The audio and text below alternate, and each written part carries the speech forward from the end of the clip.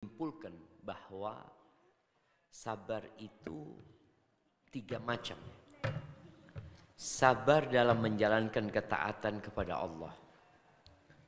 Nih bapak-bapak duduk di sini dari sejak jam 1 ya tadi. Jam 1 mulai. Tadi belum mulai pagi. Enggak, mulai yang duduk di sini nih ya. Setelah makan siang. Oh, setelah makan siang jam 13.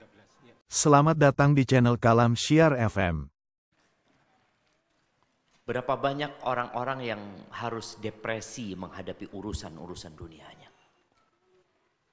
Bahkan terkadang kehilangan keluarganya karena masalah-masalah dunia. Kemana kita meminta pertolongan? Ya hanya kepada Allah. Dan salah satu cara meminta pertolongan kepada Allah, sebagaimana perintah Allah, adalah bisabri wassalah. Minta tolonglah kepada Allah dengan melakukan kesabaran dan mendirikan sholat. Begitu pula dalam urusan agama. Menjalankan perintah Allah, menjauhi larangannya, itu nggak mudah gitu. Maka kenapa kita melihat ada orang muslim yang sampai saat ini nggak sholat gitu loh. Loh kenapa kok nggak sholat sih? Mungkin sebagian kita merasa loh sholat itu cuma 5 menit. Sering kita mendengarkan orang, apa sih beratnya engkau sholat? Cuma 5 menit. 5 menit kali 5 waktu 25 menit. Engkau punya sisa waktu 23 jam plus 35 menit. Tapi kenapa untuk menjalankan ini berat? Karena memang butuh meminta pertolongan kepada Allah. Tukang bangunan. Siapa yang punya tukang bangunan nggak sholat? Dia kerja di bawah terik matahari dari jam 7 sampai jam 3 sore. Kuat jemaah. Disuruh sholat nggak mampu jemaah. Bahkan kalau dikasih 2 pilihan, tetap bekerja di sini, mendirikan sholat, atau keluar. Sebagian itu milih keluar. Ketika diperintahkan untuk sholat. Ternyata memang membutuhkan kesabaran. Dan kalau bicara butuh kesabaran, maka harus ada yang dikorbankan kadangkala. Maka kepada Allah kita meminta pertolongan dalam menghadapi urusan-urusan dunia dan urusan-urusan agama kita. Wa bihi nasta'in ala umurid dunya waddin, wassalatu wassalamu ala sayyidil mursalin wa imamil muttaqin qaidil ghurril muhajjalin sayyidina wa maulana Muhammadin wa ala alihi wa ashabihi ajma'in. Amma ba'd. Jamaah rahimakumullah. Kita masuk ke pembahasan macam-macam sabar. Secara garis besar, para ulama menyimpulkan bahwa sabar itu 3 macam. Sabar dalam menjalankan ketaatan kepada Allah. Nih bapak-bapak duduk di sini dari sejak jam 1 ya tadi. Jam 1 mulai. Tadi belum mulai pagi. Enggak, mulai yang duduk di sini nih ya. Setelah makan siang. Oh, setelah makan siang jam 13. Ya, jam 1. Iya. Jam 1 sampai jam 3. Betul. Itu waktunya orang istirahat. Ada yang tidur enggak tadi? Ya, ngaku ada yang tidur enggak? Ya, ada beberapa Ustaz, ya. Ada. Ada. Terekam ya. Mungkin mereka waliullah. Bisa. Matanya tertutup tapi telinganya tetap mendengarkan. Oh. Tingkat Itu tinggi nih, Ustaz. tingkat tinggi sebagian jamaah tingkat tinggi.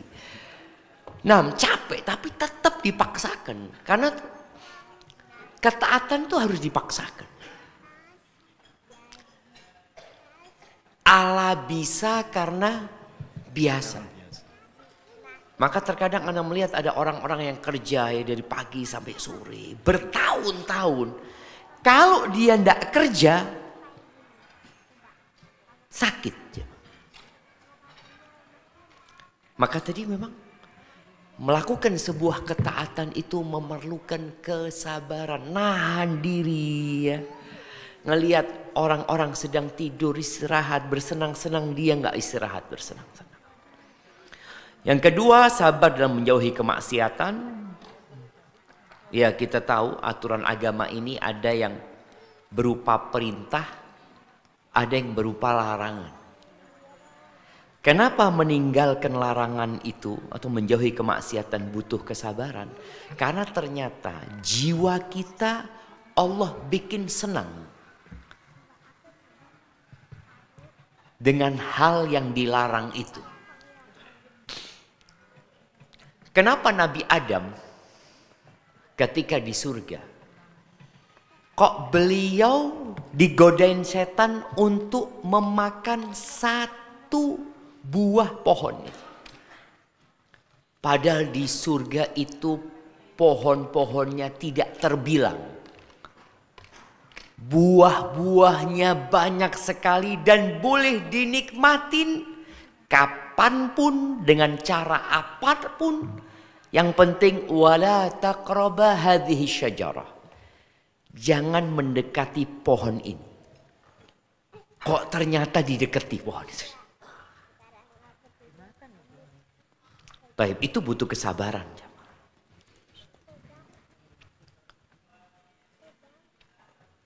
Semua yang dilarang itu disukai. Ana sering contohkan kalau antum ngomong sama istri antum.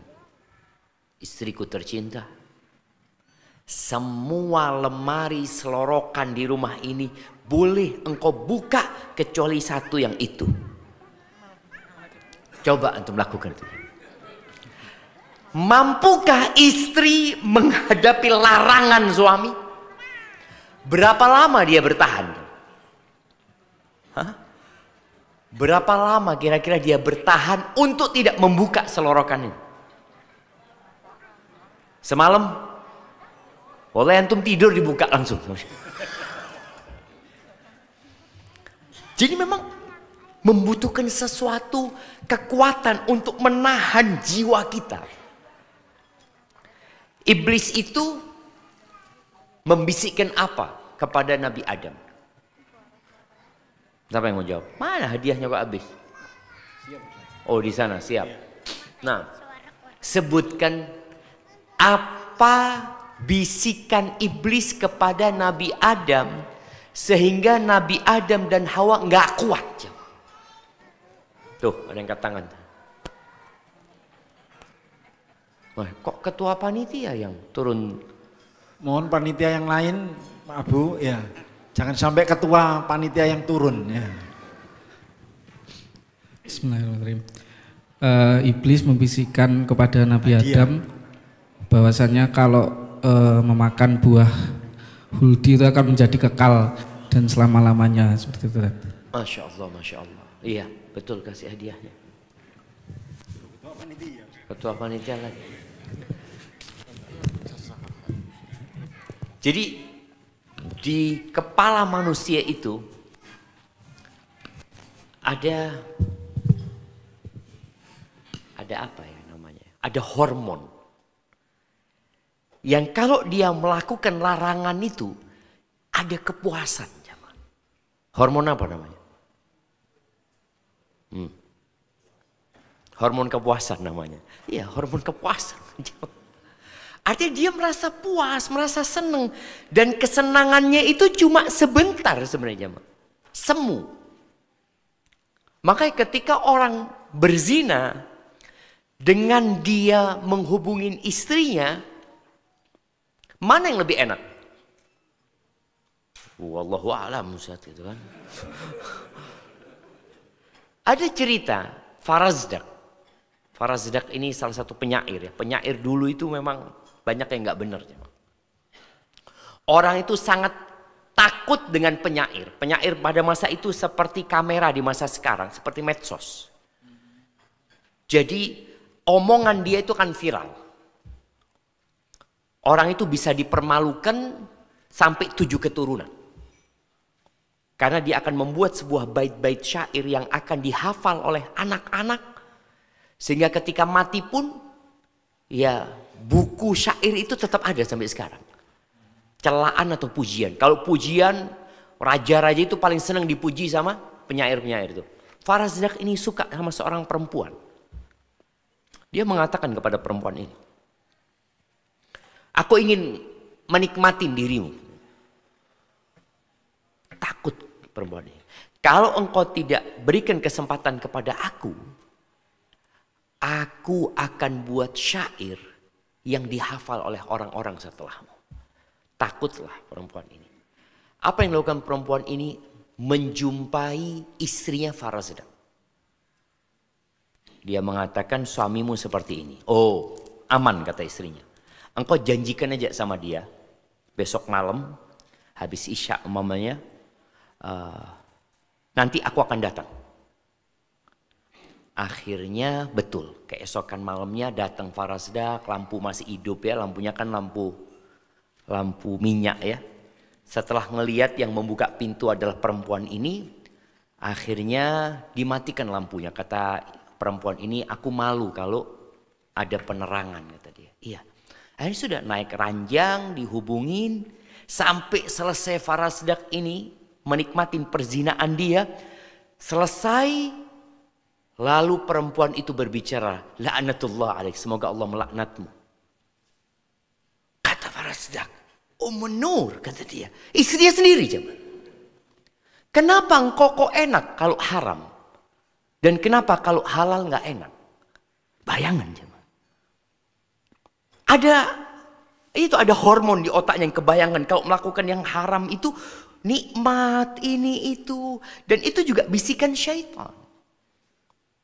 Makanya Nabi SAW ketika menyampaikan bahwa apabila seseorang melihat yang membangkitkan syahwatnya, apa kata Nabi SAW? Falyarji ila ahli.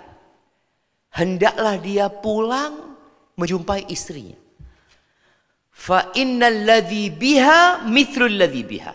Yang ada di perempuan yang dia lihat itu sama persis dengan yang ada di istrinya. Sama apa enggak jamaah? Enggak, Ustaz, mungkin modelnya ada. Kata Nabi SAW sama persis. Tempat kencing sama. Cuma memang tadi butuh kesabaran orang itu menjauhi larangan. Nanti kita akan bahas lebih lanjut lagi. Kemudian sabar yang ketiga, sabar dalam menghadapi takdir yang pahit. Takdir yang tidak disukai. Kalau takdir yang disukai, ya babnya bukan bab sabar. Babnya syukur.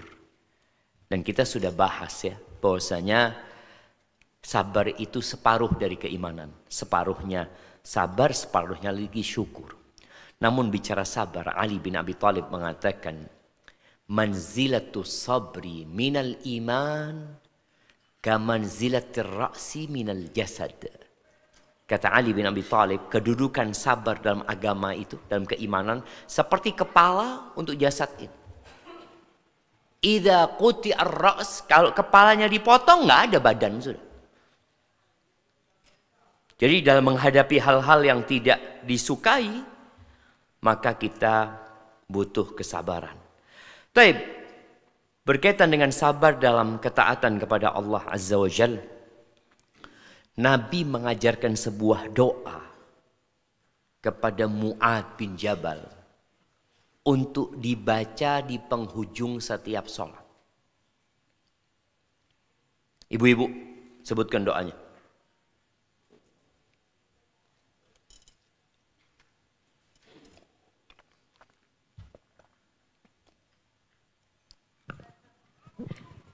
Sebentar, Ustaz. Nah, kita harus sabar menghadapi ibu-ibu ya, Pak. Bismillah. Allahumma a'ini ala dzikrika wa syukrika wa husni ibadatik. Artinya? Apa sih? Ya Allah, aku mohon Pelan-pelan, bismillah, tarik nafasnya, baru dijawab lagi. Kadang-kadang orang tuh hafal, tapi ketika ditanya, jadi lupa. Iya. Ya aku mohon bantulah aku untuk terus berzikir, mengingat kepadamu dan bersyukur kepadamu. Dan memperbaiki ibadah padamu. Dan beribadah yang baik kepadamu. Subhanallah, kasihkan hadiah. Itu diminta. A'inni ala dzikrika wa syukrika wa husni ibadatik. Ini semua ketaatan. Bantulah aku untuk berzikir kepadamu. Zikir itu amalan yang paling ringan. Tapi ternyata sebagian orang itu boleh jadi seharian penuh zikirnya cuma selesai sholat. Bas. Jadi ada yang zikirnya cuma kebiasaan. Padahal kata Allah, fadhkurullaha dzikran katsira. Berzikirlah mengingat Allah katsira, yang banyak. Sekarang kita ngelihat ada orang-orang yang berzikir dengan tasbih digital. Apa hukumnya berzikir dengan tasbih? Bapak-bapak. Nah. Apa hukumnya berzikir dengan tasbih? Fadl. Sebelah kiri, belum ada yang dapat hadiah sebelah kiri nih, jemaah. Ayo. Apa hukumnya berzikir dengan tasbih? Mana yang mau jawab ini? Silakan angkat tangan barangkali. Sebelah kiri ya. Kasih Mewakili. mic-nya. Langsung dibawa, dia pintar beliau. Karena beliau tidak sabar kalau harus bolak-balik. Iya. Gitu. Padahal jawabannya belum tentu benar ya. Nah, tapi beliau husnudzon. Oh baik. Itu ya. loh. Nah, Bismillah. Mubah Ustadz. Asalkan kita mengetahui tasbih itu tidak memudaratkan atau memberi manfaat. mubah ya. Mubah. Boleh. Oke, nggak apa-apa, kasih aja. Jadi yang lebih utama itu dengan tangan tasbihnya. Apa ya? Berzikirnya dengan tangan. Karena ini bicara alat untuk menghitung. Alat untuk menghitung. Yang lebih utama tetap dengan tangan. Karena Rasul SAW berzikirnya dengan tangan. Di Masjid Nabawi itu para sahabat berzikirnya dengan tangan. Tapi menggunakan alat bantu untuk menghitung nggak apa-apa. Namun ketahuilah bahwasanya orang yang terbiasa berzikir dengan tasbih itu otaknya nggak digunakan untuk menghitung. Nggak menghitung sudah. Jadi dia hanya melihat dengan matanya. Udah berapa? Udah berapa? Makanya anak punya anak. Lihat emaknya dapat hadiah itu. Dia rebutan sama adiknya. Yuk banyak-banyakan yuk. Jadi banyak-banyakan itu bukan berzikir. Banyak-banyakan mencet. Karena nanti kita akan terbiasa mencet. Sudah refleks gitu ya. Ya apa kabarnya? Sehat. Sambil terus. Tahu-tahu dilihat, oh sudah 1000 anak. Padahal bukan zikirnya 1000, mencetnya yang 1000 kali. Maka dikatakan khilaful aula menggunakan hal itu. Tapi kita perlu berzikir yang banyak. Kalau nggak dibantu Allah, nggak bisa. Padahal itu amalan yang ringan. Nggak keluar fulus. Makanya kalau antum lagi futur, baca Quran males, sholat sunnah males, kajian males, tolong yang dijaga zikrullah. Ketika datang seorang sahabat mengatakan kepada Rasul sallallahu alaihi wasallam, "Inna syara'i al-Islam qad kathurat alayya." Ajaran-ajaran Islam ini sudah banyak buat aku gitu. Tolong aku dikasih amalan ya Rasulullah yang aku bisa berpegang teguh dengannya. Bisa aku amalkan terus gitu. Pesan Nabi sallallahu alaihi wasallam, "La yazalu lisanuka ratban bi dzikrillah." Hendaklah lisanmu senantiasa dijaga untuk basah mengingat Allah Azza wa Jalla. Wa syukrika, butuh bantuan Allah kita bersyukur. Yang ketiga, wa husni ibadatik, agar beribadah yang baik kepada Allah Subhanahu wa taala. Tapi dalam ketaatan ini diantaranya adalah sabar dalam memperbaiki orang lain. Jadi orang itu setelah memperbaiki dirinya, dia naik tingkatannya memperbaiki orang lain. Ini sabar dalam berdakwah. Makanya Luqman Al-Hakim, setelah dia memberikan wasiat kepada anaknya untuk mentauhidkan Allah, tidak melakukan kesyirikan, berbakti kepada orang tuanya. Lalu, ya bunayya aqimis shalah. Wahai ananda, dirikan salat. Wa'mur bil ma'ruf wanha 'anil munkar. Perintahkan kepada yang ma'ruf, cegah kemungkaran. Wasbir ala ma asabak, inna dzalika min azmil umur. Dan bersabarlah menghadapi hal-hal yang tidak engkau sukai. Ketika orang berdakwah, dia akan mendapat hal-hal yang tidak dia suka. Tapi gimana? Ini perintah Allah gitu. Antum lihat bagaimana Rasulullah SAW. Beliau melaksanakan perintah Allah. Akhirnya diusir oleh kaumnya. Beliau berangkat ke Taif. Di Taif diusir, dilempari batu sampai berdarah-darah. Apakah kemudian beliau putus asa? Artinya sekarang kesabaran beliau ini kesabaran pilihan. Jadi ingat dari 3 macam sabar. Sabar dalam ketaatan, sabar dalam menjauhi larangan, dan sabar dalam menghadapi musibah. Yang terakhir ini bukan pilihan. Tapi yang pertama kedua itu pilihan. Kalau antum ingin dicintai oleh masyarakat, ingin dielu-elukan sama masyarakat, udah engkau jadi orang baik. Nggak usah memperbaiki orang.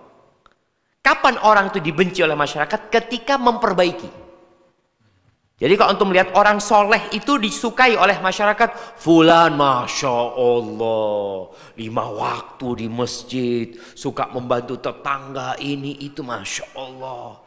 Tapi ketika naik levelnya, mulai nyeramai orang, mulai ngasih tahu orang, ya sudah, butuh kesabaran. Makanya tadi yang kita sampaikan, setelah watawasau bil haqq watawasau bis sabr. Nabi SAW nggak putus asa. Nggak ada ceritanya Rasul SAW semangat, ya Allah, sudah ya Allah, sudah aku capek ya Allah. Makanya ada seorang Nabi yang merasa capek, kemudian Allah berikan pelajaran buat beliau. Nabi siapa? Nabi Yunus. Nggak dapat hadiah, sudah nggak angkat tangan ya. Atau yang ngomong Yunus kasih hadiah? Kasih aja, kirim hadiah. Yang mana ngomong Yunus ya? Masya Allah. Nabi Yunus. Beliau capek berdakwah di kaumnya. Beliau meninggalkan negerinya. Subhanallah. Makanya Allah mengatakan kepada Nabi Muhammad sallallahu alaihi wasallam, "Wala takun ka sahibil hud idh nada wa huwa makdzum." Engkau jangan menjadi seperti sahibil hud, nggak disebut namanya, yang ditelan sama ikan paus. Jangan jadi seperti itu. Dia berdoa dalam kondisi dia menahan diri ya. Lihat ya, ketika Nabi Yunus meninggalkan kesabaran, yang ada beliau harus lebih sabar lagi. Ditelan sama ikannya. Bayangin coba. Bagaimana kondisi Nabi Yunus di atas kapal itu ya. Yang orang-orang itu nggak mau melemparkan Nabi Yunus. Tapi setiap diundi yang keluar namanya Nabi Yunus. Diundi lagi, ini orang baik, masa dia yang akan dilemparkan, kata dia. Tapi memang dialah yang harus dilemparkan. Untuk jadi pelajaran sampai hari kiamat. Ketika dilemparkan, datang ikan paus, langsung ditelan. Dibawa sama ikan paus. Amalan apa yang menyebabkan Nabi Yunus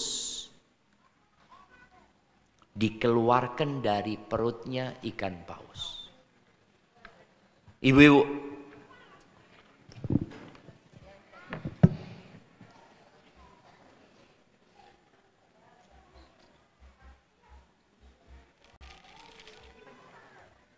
nah, amalan apa yang menyebabkan Nabi Yunus dikeluarkan dari perutnya ikan paus? Sebentar Ustaz.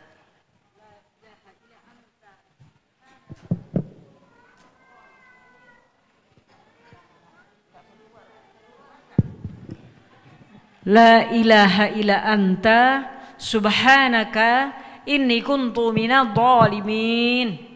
Masya Allah, barakallahu fi. Selain itu yang beliau baca ketika di perut ikan. Enggak, amalan apa sebelum itu? Nabi Yunus ini punya apa ya? Antum tahu biasanya orang-orang itu kalau tabrakan mobilnya, tahu-tahu semuanya luka, dia selamat jemaah. Opo amalan nih? Ditanya gitu. Punya amalan apa kok bisa selamat antum ini? Jadi ada amalan yang bukan saat kejadian. Tapi amalan itu amalan yang terdahulu. Ya, Ustaz. Kasih hadiahnya nggak apa-apa buat tadi. Ada yang menyebutkan jawab. itu. Nah.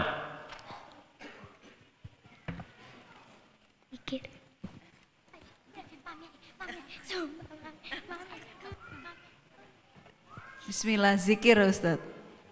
Iya. Sahih. Allah menyebutkan ya. Di surat As-Saffat ayat 143, falaula annahu kana minal musabbihin.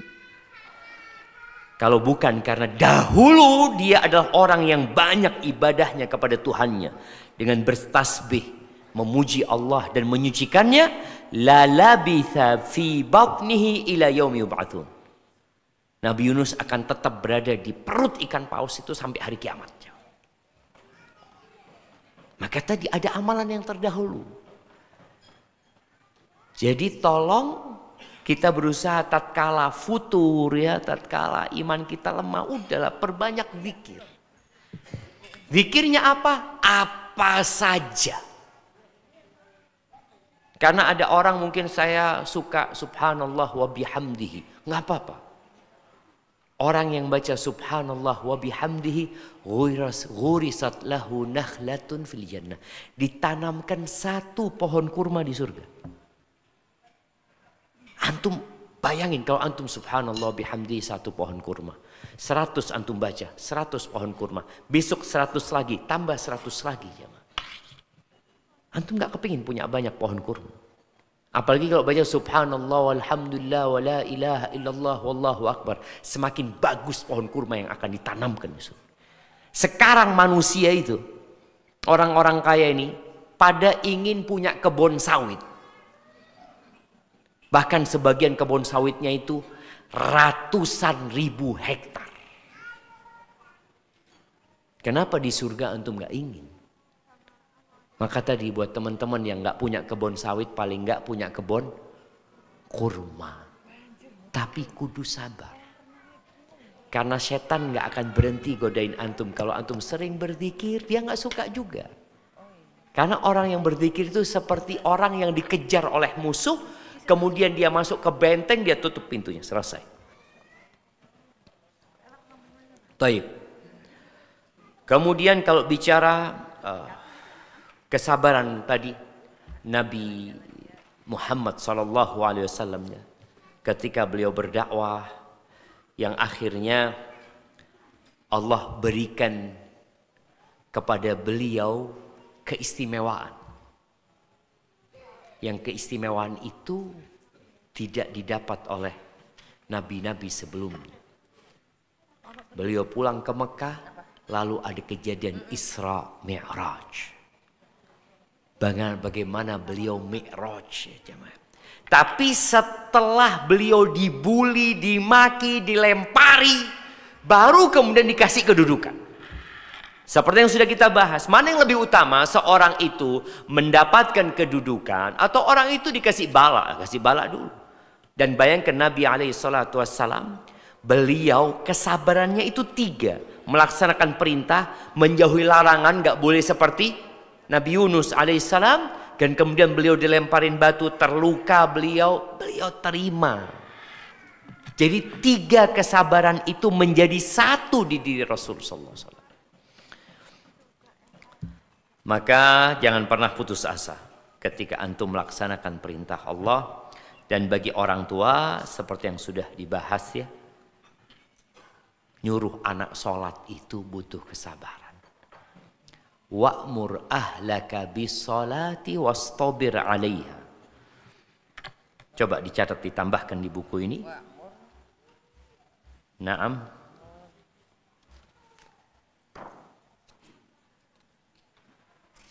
Di surat Thaha ayat 132 ya. Allah mengatakan wa'mur ahlaka bis-salati. Subhanallah, ini perintah Allah kepada Nabi alaihi salatu wassalam. Di ayat 130 Allah mengatakan fasbir ala ma yaqulun. Bersabarlah engkau menghadapi omongan orang-orang itu. Enggak enak diomongin orang, itu enggak enak. Kita seringkali mengatakan, gimana Ustadz anak itu berdakwah tapi tanpa menyinggung perasaan orang yang didakwain. Sering pertanyaan itu muncul. Tapi ternyata sebuah keniscayaan. Nabi SAW dengan akhlak beliau yang mulia, dengan metode dakwah beliau yang bijaksana, nggak selamat dari omongan orang. Allah suruh wasbir. Kemudian di ayat 134 Allah mengatakan wa'mur ahlaka bis-salati, perintahkan kepada keluargamu untuk mendirikan salat, wastabir alaiha. Wastabir.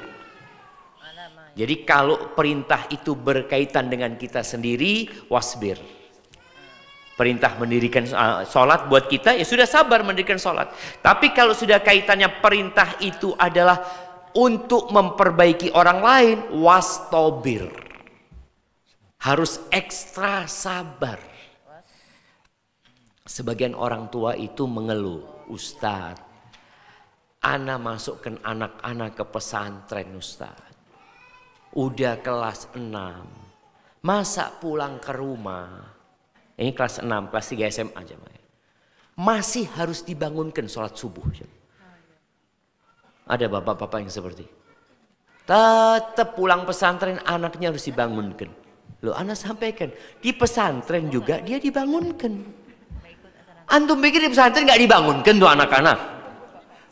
Cuma antum kan merasa, wah alhamdulillah anak-anak 5 waktu di masjid. Loh, ada pecutnya di pesantren itu. Ada hukumannya, ada poin yang dikurangi ketika dia tidak sholat di masjid. Di rumah, nggak ke masjid pun, telat pun, nggak ada poin yang dikurangi. Jadi dia di pesantren itu dipaksa. Maka tolong antum pun harus sabar. Wastabir alaiha. Lalu kata Allah, la nas'aluka rizqa. Kami tidak meminta kepadamu rizki. Enggak. Engkau laksanakan perintah itu. Itu yang diperintahkan kepadamu. Nahnu narzuquk. Kata Allah, kami yang memberikan rezeki kepadamu. Wal aqibatu littaqwa. Dan akibat yang baik itu buat orang yang bertakwa kepada Allah Azza wa Jalla. Nah, kita lihat bagaimana kesabaran Syekh bin Baz dalam belajar dan dalam berdakwah. Kenapa ana ambil contoh beliau ini? Karena beliau buta, jemaah. Kita nggak buta. Kita bisa melihat. Kita bisa membaca sendiri. Sedangkan beliau harus dibacakan sama orang. Dan pada saat beliau itu belajar, tidak seperti di zaman sekarang. Sudah ada kaset ya, dululah. Sekarang ada HP, kita bisa mendengarkan pembacaan kitab para ulama. Kita bisa mendengarkan kajian dimanapun kita berada kalau kita mau. Tapi ternyata kok nggak bisa ya menjadi seperti beliau. Fasilitas yang ada dan mempermudah ternyata menciptakan kelemahan. Ulama-ulama terdahulu seperti Imam Syafi'i, nggak ada yang ngulangin Imam Syafi'i.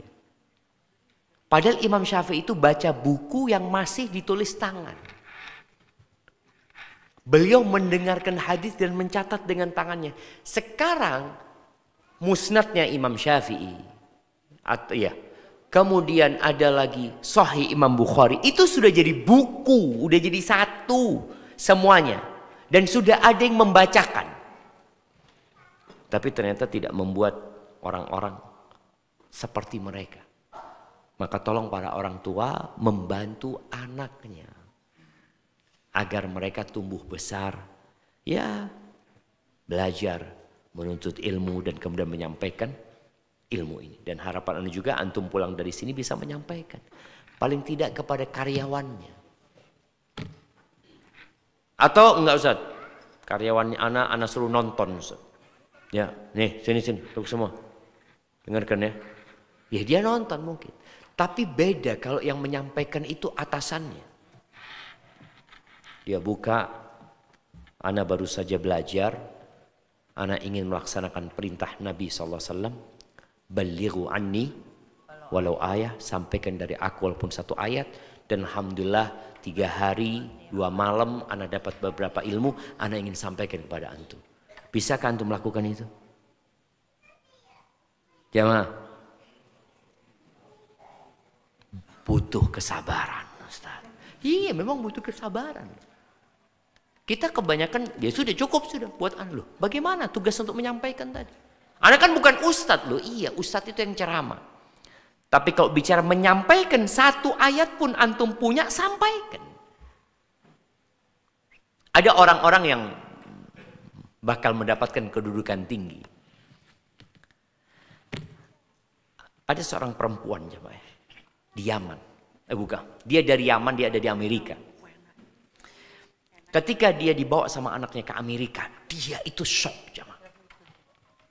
Di Yaman dia mendengarkan azan 5 kali. Di Yaman dia melihat orang-orang melakukan ketaatan. Ketika sampai Amerika dia lihat orang-orang bermaksiat. Kesyirikan di mana-mana, azan gak denger ya. Akhirnya perempuan ini datang ke ustadz yang di Islamic Center sana.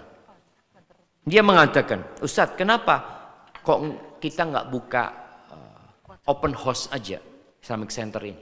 Kita kasih makan, kita undang orang-orang itu.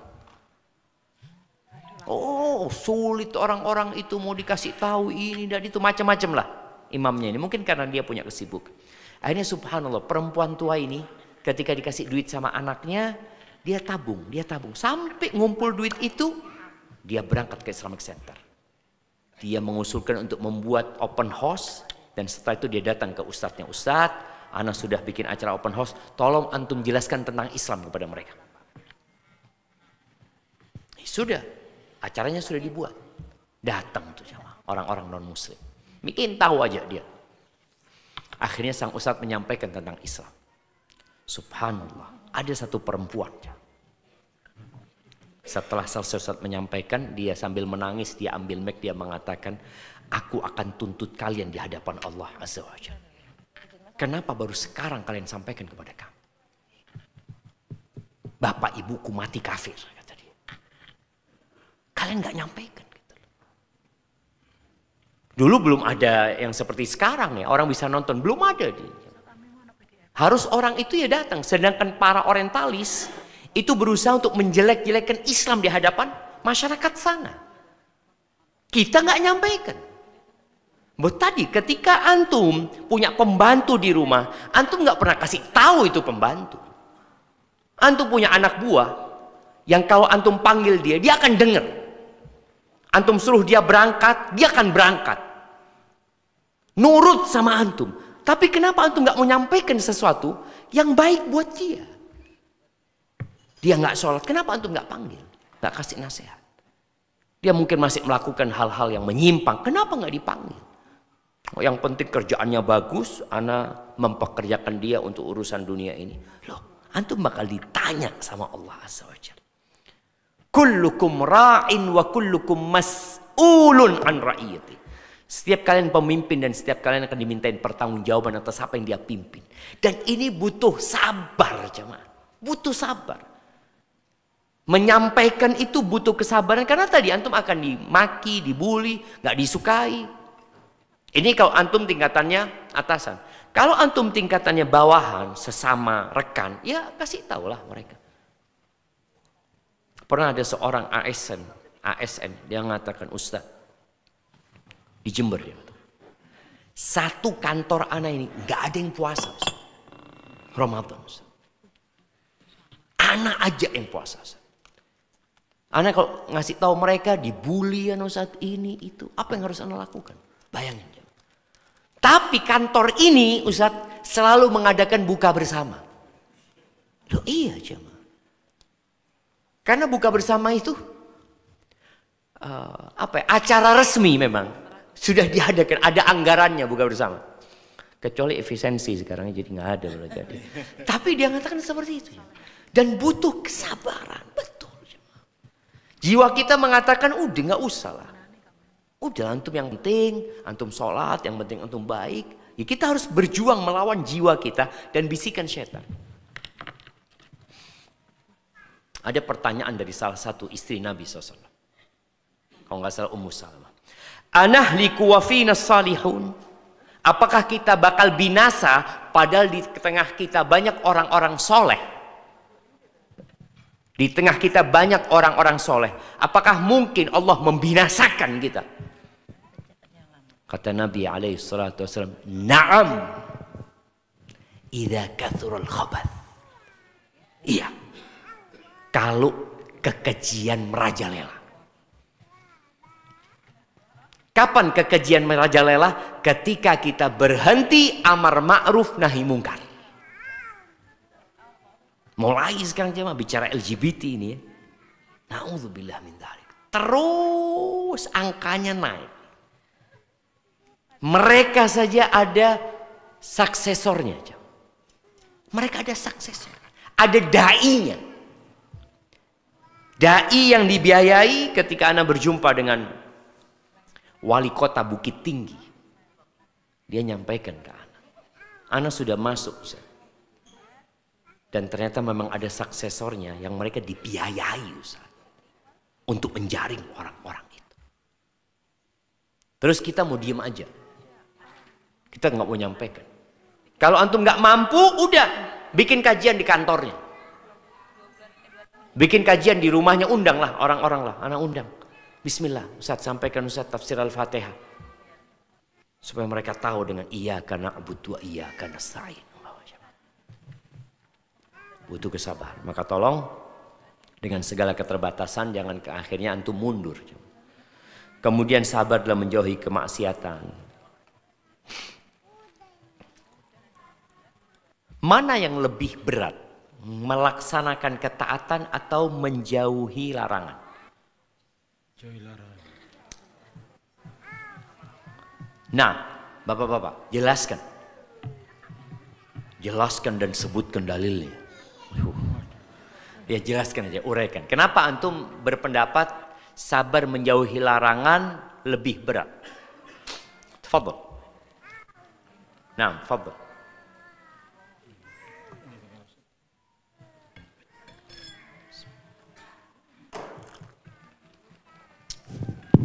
Bismillah.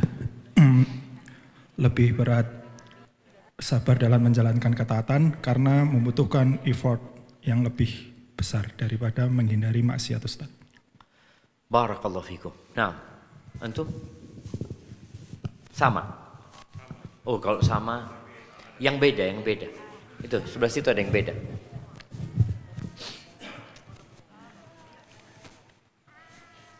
Loh, yang mana? Bismillah Ustaz. Lebih susah menjalankan ketaatan karena ketika kita sabar dalam menjalankan ketaatan ada pilihan untuk taat ataupun tidak gitu. Jadi ketika terdapat pilihan itu akan semakin berat bagi kita Ustaz. Kalau meninggalkan larangan kan sama, ada pilihan. Tapi kalau menjalankan ketaatan itu bagaimana?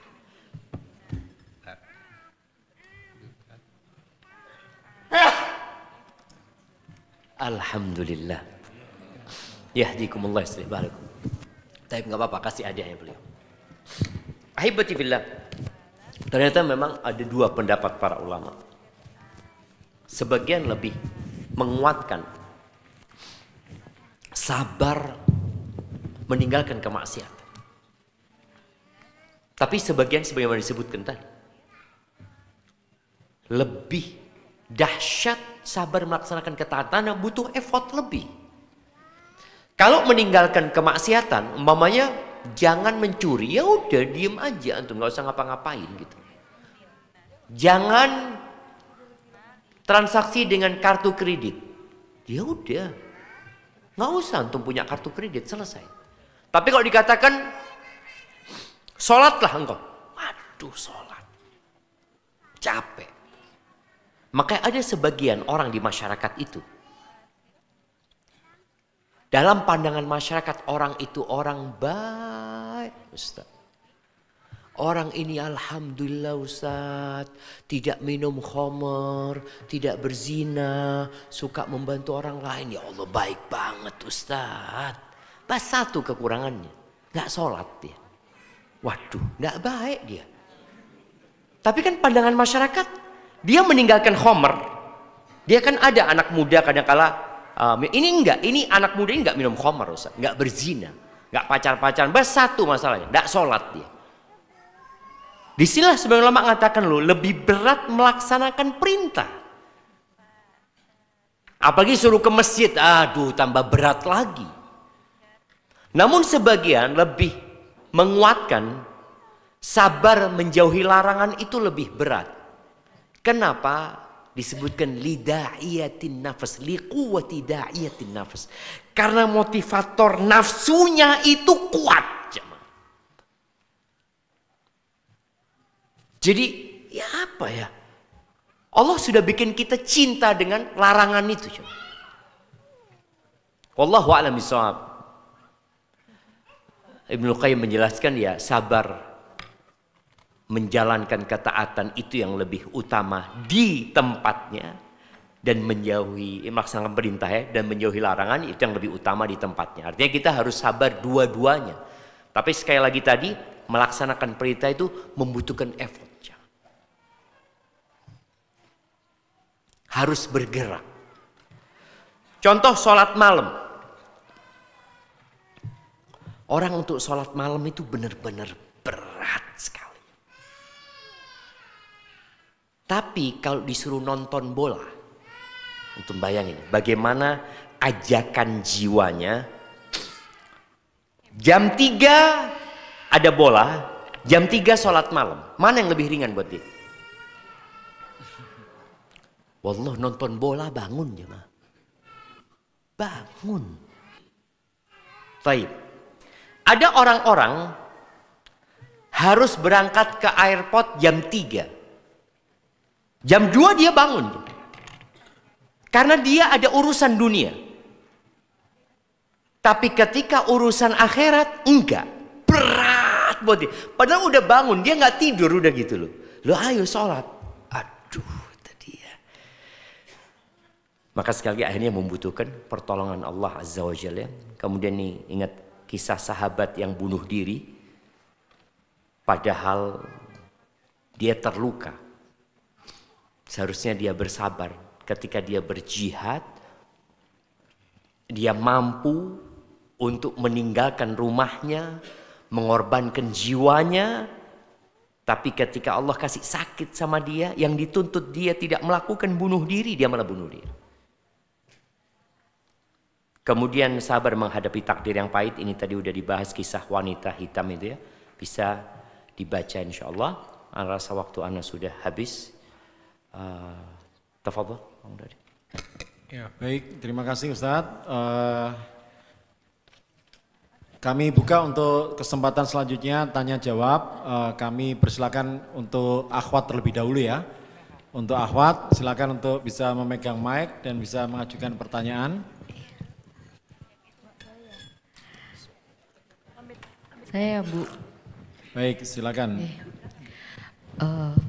Jazakallah khair Ustadz, mau nanya. Nah. Kewajiban muslim terhadap muslim yang lain yang sesuai dengan yang diwajibkan oleh Rasulullah itu seperti apa? Dan saya pernah baca bahwa memberi nasihat itu kalau diminta apa itu betul gitu, yang sesuai dengan Rasulullah. Karena saya sekarang itu pengen kemarin itu ada bestie ya, tapi sekarang nggak jadi bestie ya, karena semakin dianya itu jalannya itu semakin ke sana lah dengan terbuka-buka auratnya gitu. Pengen saya kemarin tuh langsung mau japri dia, tapi setelah baca kewajiban itu tuh akhirnya saya batalkan gitu. Yang benar itu yang mana gitu Ustadz ya. Apakah orang saya nggak diminta tapi saya melihat dia kok semakin jauh gitu. Itu pengen menyampaikan bahwa ayo balik lagi gitu seperti dulu gitu. Jazakallah khair Ustadz. Barakallahu fiik.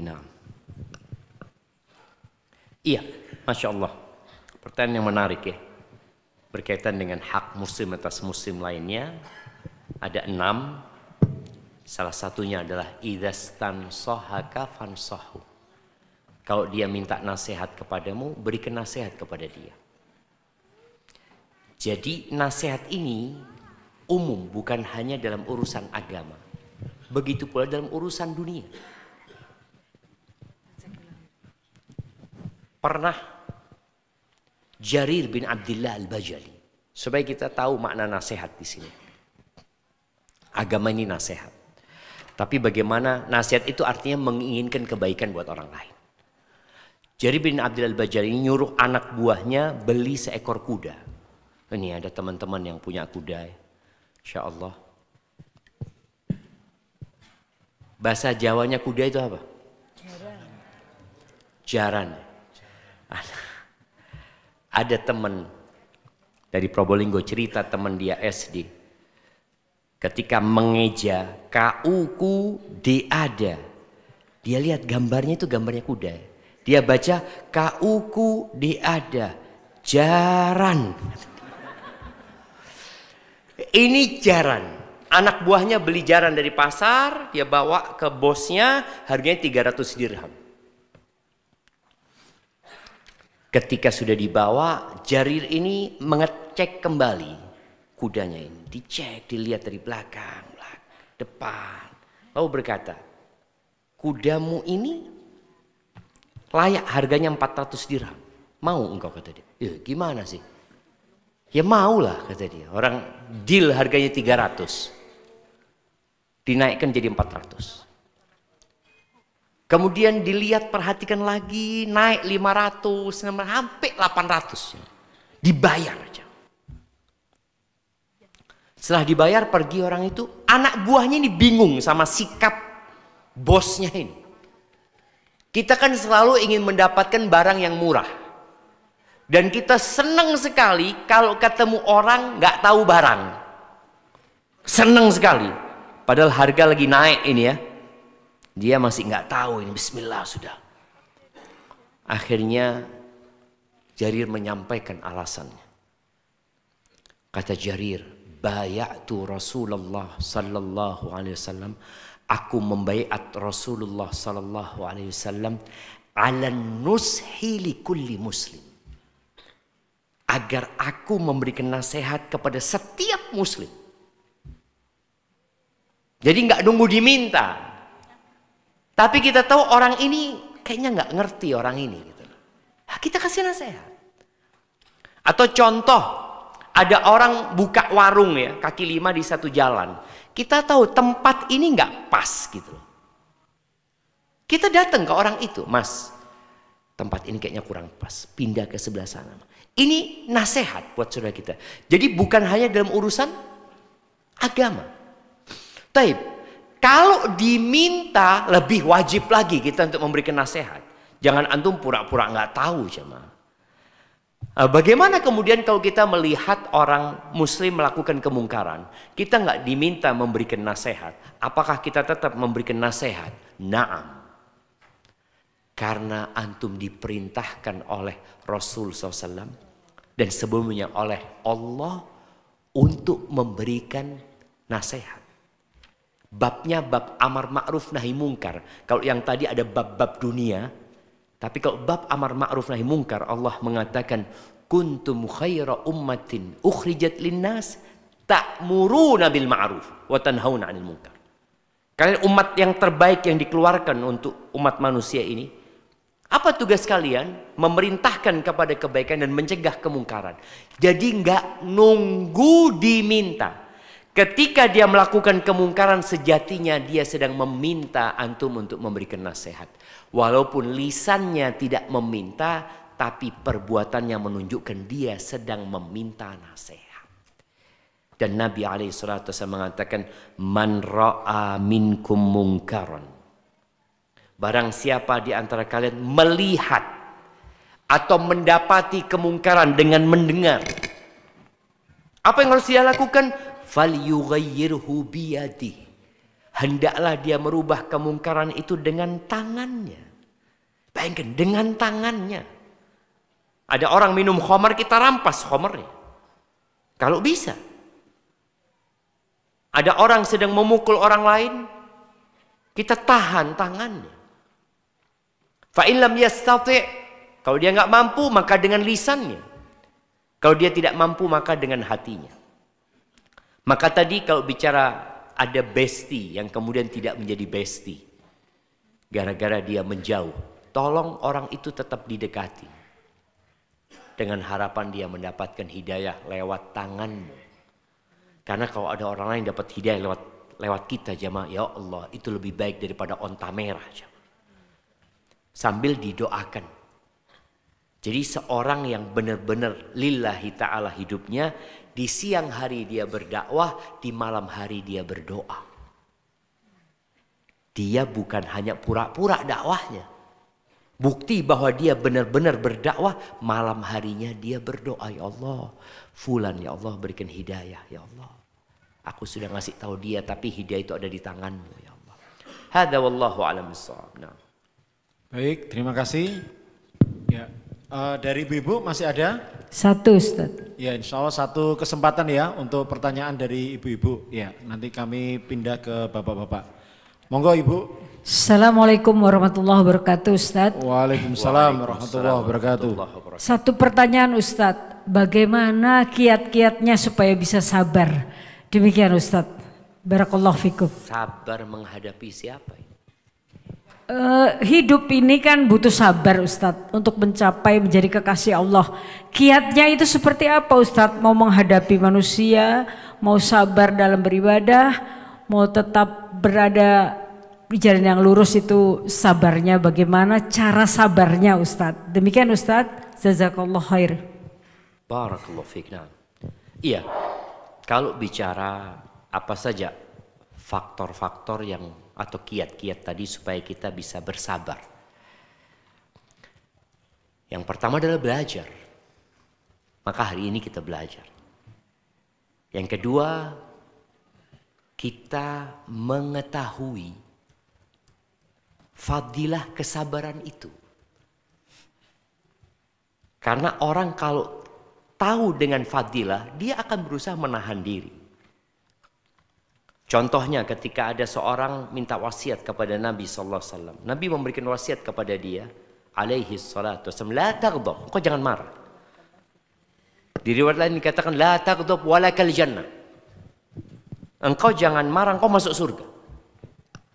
Ketika dia tahu ada jaminan surga kalau dia tidak marah. Di sini dia akhirnya bisa termotivasi untuk nahan diri. Wanita hitam.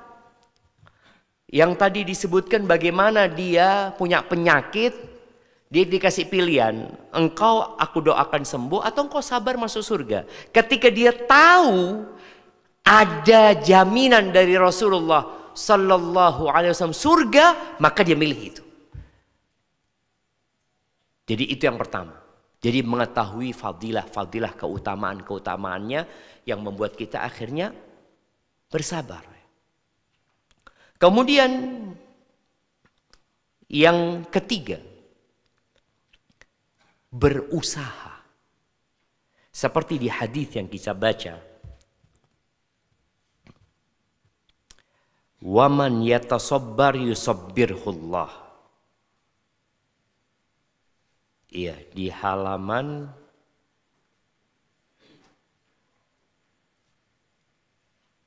7. Di sini Nabi SAW mengatakan waman yatasabbar, dan barang siapa yang berusaha untuk sabar.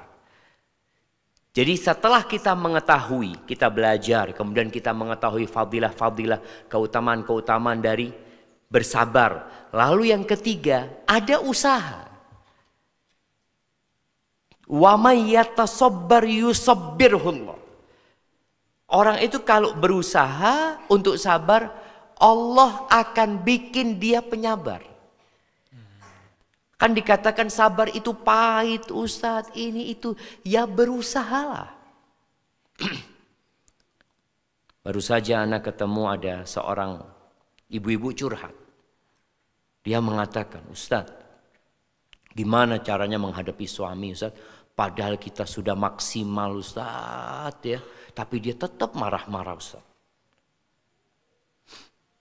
Ana ngomong sama dia, emangnya suami ibu marah-marah tanpa sebab? Kalau suami ibu marah-marah tanpa sebab, edan suaminya ibu. Orang edan. Ya ada lah Ustadz, masalahnya remeh, berarti ada sebabnya. Jangan dikatakan gak ada sebabnya. Ada pemicunya orang marah itu. Maka begitu pula ada pemicu orang itu bisa sabar, nahan diri ya. Menghadapi suami. Ketika suami marah, jangan sampai marah juga. Loh Ustadz, ana ndak salah Ustadz. Loh, engkau sabar loh. Sebagaimana bapak-bapak, kalau suaminya marah, kalau istrinya marah, berusaha untuk tidak marah. Berusaha loh, ana ini pemimpin Ustadz. Nggak terima anak gitu, loh sabar loh. Jadi ada usaha yang dilakukan. Rasulullah SAW ketika Aisyah marah dan piring itu pecah di rumah, nahan diri suami itu jemaah. Loh gimana sih? Dipermalukan jemaah di hadapan tamu-tamunya. Sebagian kita mungkin nggak akan nahan diri, Ustadz nggak ngurus sana Ustadz. Nggak ngurus lah mertua wala siapa. Di mana harga diri saya? Waduh. Ya amburadul rumah tangganya. Enggak. Tahan, ada usaha. Makanya ketika usaha itu Nabi SAW memberikan beberapa arahan dalam menahan emosi. Kalau kita bersabar menghadapi orang. Ketika dalam kondisi berdiri, duduk. Ketika duduk masih marah, rebahan. Dan baca a'udzubillahi minasyaitonirrajim. Jadi ketika datang itu marah, a'udzubillahi minasyaitonirrajim, a'udzubillahi minasyaitonirrajim. Banyak laki-laki itu setelah menceraikan istrinya karena marah, dia cari fatwa. Ustadz, ana dengar ada ustadz yang memfatwakan kalau menceraikan istri dalam kondisi marah itu tidak jatuh Ustadz. Mulai dia cari fatwa. Apa penyebabnya? Karena dia nggak sabar. Lalu dia mencari solusi untuk perbuatan dia yang sebenarnya nggak pantas dia lakukan. Jumhur ulama berpendapat marah yang tidak jatuh itu marah yang otaknya tertutup. Dia nggak sadar dengan apa yang dia ucapkan. Kalau dia masih sadar, ya di mana ada orang menceraikan istrinya tanpa marah? Rata-rata orang menceraikan istri karena marah. Maka diperintahkan untuk sabar, untuk nahan diri. Maka ada usaha. Jadi ibu-ibu ketika marah sama suaminya umpamanya karena kelakuan suaminya, tolong berusaha untuk sabar, diam. Idza ghadiba ahadukum falyaskut. Kata Nabi SAW, apabila seorang marah hendaklah dia diam. Ini menunjukkan bahwa apa yang keluar dari lisannya akan dicatat oleh malaikat dan akan ada konsekuensi hukumnya. Diam. Ma yalfidhu min qaulin illa ladaihi raqibun atid. Tidak ada yang terucap dari lisannya kecuali ada raqib, ada yang mengawasi dan mencatat. Maka itu usaha untuk sabar. Usaha untuk sabar. Ali bin Abi Thalib pernah ribut sama istrinya Fatimah. Bagaimana dia berusaha untuk menyabarkan dirinya keluar dari rumah. Itu juga usaha. Soalnya kalau di rumah terus kondisinya panas jemaah. Istri terus ngomel jamaah, ya Allah dak kuat anak ini. Ali keluar, tidur di masjid. Maka antum, kalau istrinya marah-marah, dalam rangka menguatkan hati, tidurlah di masjid. Sampai masjid dapat tulisan, Dilarang tidur. Loh ya apa? Dilarang tidur di masjid. Tidur di mana kita? Nah, ada usaha, harus ada usaha. Dan Allah Azza wa Jalla mengatakan walladzina jahadu fina lanahdiyannahum subula. Dan orang-orang yang bersungguh-sungguh berjuang di jalan kami pasti kami kasih petunjuk. Itu janji Allah Azza wa Jalla. Kemudian yang terakhir, bukan yang terakhir ya, yang selanjutnya berdoa meminta kepada Allah agar dikasih kesabaran. Karena disebutkan tidak ada karunia Allah yang lebih baik dan luas daripada kesabaran. Oh berarti ini diminta dari Allah. Ya diminta, mintalah kepada Allah. Kemudian baca cerita orang-orang yang sabar. Biasanya kita akan terinspirasi. Ada salah satu tabi'in ya, yang ditanya, dari mana engkau belajar sabar? Kalau nggak salah Al-Ahnaf ibn Qais. Anda lupa apa Al-Ahnaf yang ditanya. Dia katakan, ketika orang ini ngobrol sama dia pemuka di kaumnya. Dia termasuk dari sahabat Nabi. Radhiyallahu ta'ala anhu. Ketika dia duduk, tahu-tahu ada orang rame-rame gotong mayit dan bawa satu orang yang diikat. Ditanya sama dia, apa ini kata dia? Ini keponakanmu bunuh anakmu. Iya, kalau Al-Ahnaf ini ceritakan, yang ditanya ini jamaah, itu duduknya diikat lututnya jamaah. Ada gayanya orang Arab ya kalau duduk itu. Enggak dilepas sama sekali jamaah. Cuma dia ngomong sama keponakannya. Ma ahsanta. Engkau enggak berbuat baik ketika engkau membunuh kerabatmu sendiri. Engkau mengurangi jumlahmu dengan kamu membunuh dia. Lalu dia manggil anaknya yang lain. Panggil katanya, dipanggil, tolong antarkan 100 ekor onta buat ibunya fulan. Dia mungkin punya beberapa istri. Dia mengatakan antarkan buat ibunya fulan.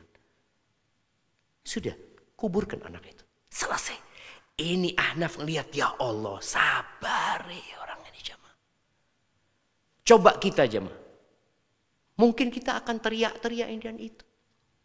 Tadi dengan kita membaca, mendengar cerita orang-orang yang sabar, biasanya kita terinspirasi untuk sabar. Contoh nih, ada seorang alim ulama yang didatengin rumahnya sama temannya. Dilihat istrinya ini kalau ngomong kasar. Lalu kata tamunya, kenapa engkau nggak ganti istri? Jadi ada poligami, ada poliganti. Kata dia, enggak lah. Aku takut dapat istri kayak gini karena dosa-dosaku memang. Dan aku khawatir kalau aku ganti istri lebih parah dari ini. Gimana? Ya sudah, yang ini. Itu kan juga mau, yes, sebenarnya sabar ya seperti ya. Seperti jadi kita kemudian lihat bagaimana sabarnya para nabi, itu akan membuat kita terinspirasi untuk lebih sabar insyaallah. Hadza wallahu a'lam bissawab. Nah. Ya baik, mungkin ada pertanyaan dari WA dari Akhwat ya. Dan insya Allah ini pertanyaan yang terakhir karena sekarang 16.53, kita akan selesai di 17.00. Kita upayakan on time Ustaz biar ada waktu istirahat untuk para peserta. Iya. Afwan Ustadz, terkait menyampaikan satu ayat, apakah ada syarat kita harus sudah mengamalkannya? Jazakumullah khairan. Barakallahu fikum. Ya, kalau bicara apakah ada syarat kita harus mengamalkannya, kita ini diperintahkan untuk mengamalkan semuanya. Kalau kita belum mampu, tapi kita tahu orang ini mungkin mampu mengamalkannya, ya nggak masalah kita sampaikan. Tapi jangan sampai kita menyampaikan itu untuk bergaya-gaya. Karena ada orang menyampaikan nge-share kajian ya, ini itu supaya banyak followernya. Hanya itu. Ya na'udzubillah. Kabura maqtan 'indallah an taqulu ma la taf'alun. Itu dosa besar ketika antum mengatakan yang antum tidak kerjakan. Tapi kalau antum niat, umpamanya antum lihat fadilah sholat malam ya. Ada orang punya masalah, antum ngomong, cobalah antum sholat malam. Padahal antum belum sholat malam. Bukan karena antum gak mau sholat malam, tapi memang ya Allah masih berat ini. Tapi mungkin fulan dengan sholat malam dia diselesaikan urusannya. Sampaikan. Dan jamaah ada hal-hal yang wajib. Contohnya yang berkaitan dengan rukun Islam. Itu sampaikan, sholat dulu. Terus umpamanya ada orang ghibah. Oh ya apa Ustaz ya, ana mau ngasih tahu fulan. Soalnya anak kadang-kala masih ghibah juga. Apakah kemudian antum diem? Antum kalau mendiamkan 2 dosanya. Dosa membiarkan perbuatan dosa itu terjadi dan antum tidak mengingkarinya. Antum dapat dosa ghibah itu sendiri dan dosa membiarkannya. Ya paling tidak antum berusaha untuk menyampaikan dan berusaha untuk memperbaiki diri kita. Jadi jangan menyampaikan itu nunggu sempurna. Kalau nunggu sempurna sampai mati nggak ada yang sempurna. Kita berbuat dosa aja. Tapi paling tidak kita punya niat yang baik untuk mengajak orang lain kepada kebaikannya. Maka jangan nunggu antum mengamalkan semuanya. Tapi paling tidak antum sampaikan kepada mereka hal-hal yang berkaitan dengan kewajiban. Dan antum juga berusaha untuk melaksanakan kewajiban tersebut. Adapun kalau hal-hal yang sunnah-sunnah, ya berusaha kita untuk mengajak mereka. Dan antum juga berjanji dengan diri antum kalau antum juga ingin mengamalkannya. Barakallahu fikum. Ya, baik. Alhamdulillah untuk sesi yang keempat berikut juga dengan tanya jawabnya sudah kita ikuti bersama dan saat ini kita mendekati 17.00. Saya pikir kita cukupkan ya Bapak Ibu ya. Oke, karena mungkin kita butuh untuk waktu istirahat, mandi, sholat, dan makan malam. Ya. Kami info untuk acara selanjutnya Bapak Ibu, insya Allah saat ini jam 17.00 sampai 19.00 untuk istirahat, sholat, dan makan. Untuk informasi azan sholat maghrib jam 17.28. Ya, 17.28 dan nanti kita bergabung kembali melanjutkan kegiatan sesi yang ke-5 bersama Ustadz Amin Nur Bait pukul 19.00 ya.